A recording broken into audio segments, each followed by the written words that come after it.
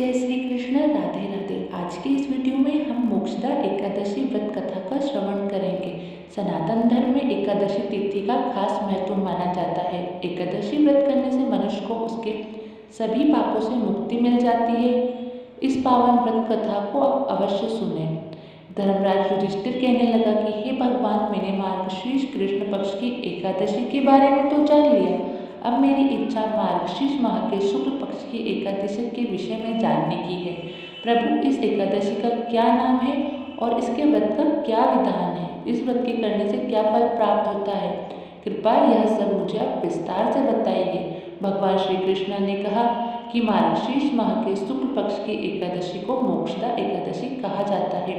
ये व्रत मोक्ष देने वाला और सभी कामनाओं को पूर्ण करने वाला होता है। इस व्रत के माध्यम से आप अपने पूर्वजों के दुखों को भी खत्म कर सकते हैं।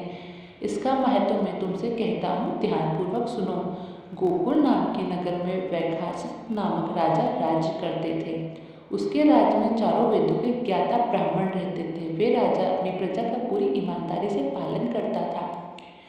एक बार राजा ने रात के समय सपने में देखा कि उसके पिता नरक में हैं। उसे बड़ा आश्चर्य हुआ। वे सुबह विद्वान ब्राह्मणों के पास गया और सपना सुनाया। उसने ब्राह्मणों को बताया कि मेरे पिता सपने में आकर मुझसे कहा कि हे पुत्र, मैं नरक में पड़ा हूँ, यहाँ से तुम मुझे मुक्त कराओ। जब से मैंने ये वचन सुने हैं तब से मैं बहुत बेचैन हूँ। मुझे इस राज्य, धन, पुत्र, स्त्री, घोड़े आदि में कुछ भी सुख प्रतीत नहीं होता। मैं क्या करूँ?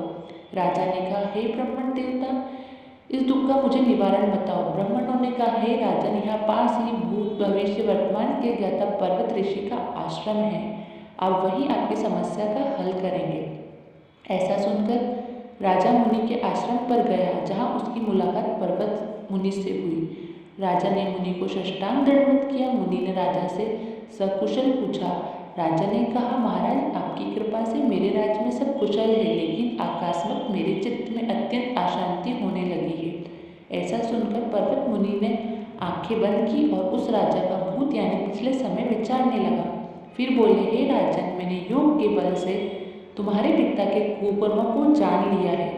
उन्होंने पूर्व जन्म में कामातुर होकर एक पत्नी को रति दी, किंतु सौत के कहने पर दूसरी पत्नी को ऋतुदान मांगने पर भी नहीं दिया। उसी पाप कर्म के कारण तुम्हारे पिता को आज नर्क भोगना पड़ रहा है। राजा ने मुनि से इस उपाय बताने के लिए कहा। मुनि बोले, हे राजन, आप मार्गशीर्ष एकादशी का उपवास करें और उस उपवास के पुण्य को आपके पिता को संकल्प कर दें। इस व्रत के प्रभाव से आपके पिता को अवश्य नरक से मुक्ति मिल जाएगी।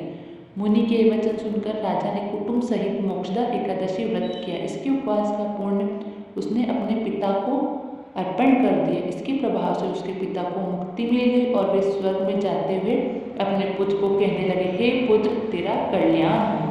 मार्गशीर्ष मास की शुक्ल पक्ष की मोक्षदा एकादशी को जो व्रत करता है उसके समस्त पाप नष्ट हो जाते हैं। इस व्रत से बढ़कर मोक्ष देने वाला और कोई भी व्रत संसार में नहीं है।